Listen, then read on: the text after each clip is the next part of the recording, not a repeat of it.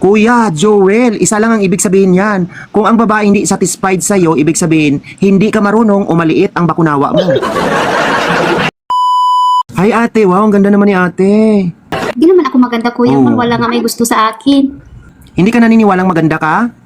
Hindi pa rin. Hindi pa rin. Walang Huwag kang mag-alala, kapitas. ako rin. Nandito kasi ako sa ibang bansa. Nasa Jordan ako. Oh, so nakakaputi pala ang Jordan ate, para kang labanos. Gusto mong kilawin kita? Hindi kasi ako lumalabas. Hindi ka lumalabas pero nagpapalabas ka. Oo, gabi-gabi. Ha? Ha? Kaya naman pala ate na yung bunganga mo ate ay medyo na-stretch out na rin. Ate, malangka ka. Ano yun? Atras ka. Atras?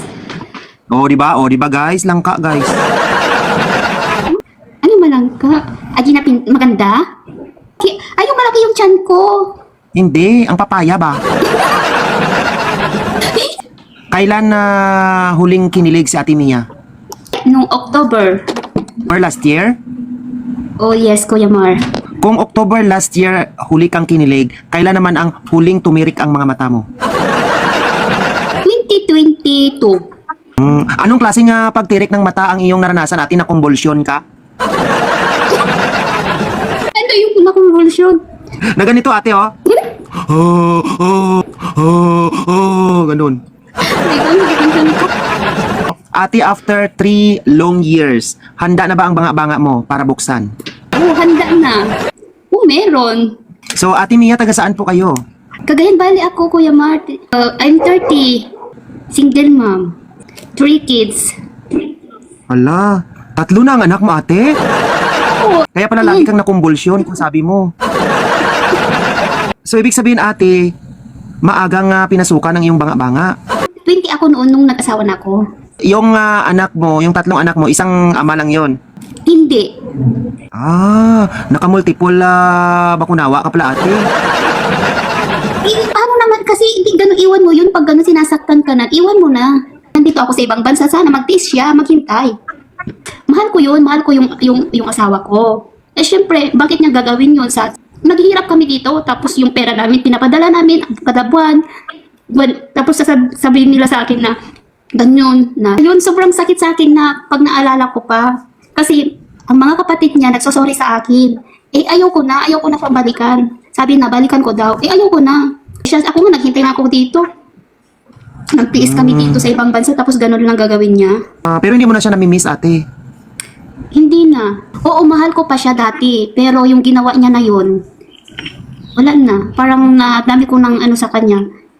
Lagi siya nagsusorry. Pero punong-puno na ako sa kanya sa mga ano yung ginagawa niya lagi doon sa amin. Na nagsisinungaling siya.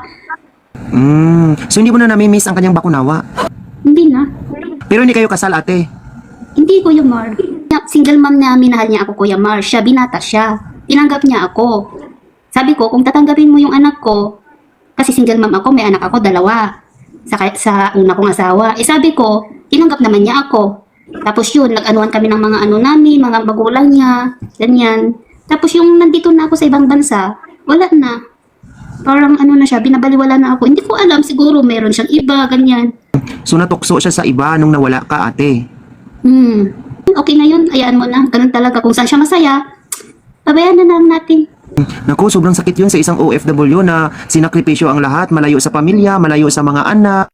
Pero parang baliwala lahat ng mga pagtitiis at pagsakripisyo mo dyan sa ibang bansa. Yung mahal mo sa buhay na iniwan dito, na sana ay nag-aalaga at gumagabay sa mga anak mo, iba pala ang ginagawa.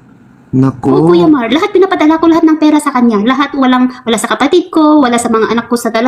Lahat sa kanya, lahat. So sa palagay mo, ate, wala na kayong pag-asang magkabalikan pa ng dati mong kinakasama? Hindi na, ayaw ko na, Kuya Mar. So anyway, ate, deserve mong maging masaya. Kaya nandito ang ating programa, ang Banga-Banga Night with Kuya Mar, para mahanapan ng bakunawa ang iyong bakanting banga-banga. O, kita mo, inuhaw ka na talaga, ate. Halatang tagtuyot ka na. Hello Kuya Joel, magandang gabi sa iyo and welcome po sa ating Banga-Banga Night with Kuya Mar. Mukhang nakalunok si Kuya ng plastic. Kuya Joel, ikaw ba'y single dad or anong estado mo sa buhay? Single po. Nakailang jowa ka na sa tanang buhay mo? Dalawa na lang po, dalawa. Sa dalawa na yon, ilan ang naana-ana? Napasukan na. Ibig sabihin, dalawa talaga ang najowa niya at dalawa din, 100% na. Pero ang tanong nito, Kuya Joel, bakit sa dalawang pinasukan mo, ikaw ay hiniwalayan pa rin? May mga jowa din. Kuya Joel, isa lang ang ibig sabihin yan. Kung ang babae hindi satisfied sa'yo, ibig sabihin, hindi ka marunong o maliit ang bakunawa mo. Kung satisfied yung sa bakunawa mo, hindi ka nun iiwan.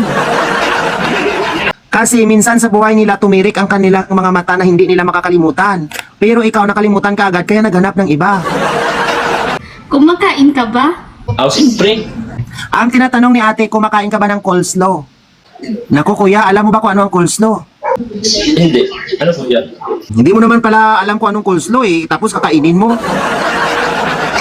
Kuya, ang coleslaw ay isang uri ng gulay na salad. So hindi ka pa nakakain ng coleslaw? Hindi pa. Paano yan? Dapat kainin wala. yan. Hala? Hala? Hindi mo makakain kasi ang laki ng langka. Kuya Joel, pero naranasan mo na bang ma-inlove sa isang single mom? Oo, single mom nga yung huli kong kajowa. Ano ang mas trip mo? Single mom o dalaga? Single mom, masarap kasi yung mga single magmahal. Saan ka ba mas napagod? Sa single mom o sa single? Sa single mom, malakas mga single mom bumidingbang. Ano ang kaya mong gawin para sa isang single mom? Mahalin, tsaka patirikin yung mata. Patirikin yung mata. Ang init. Ang init.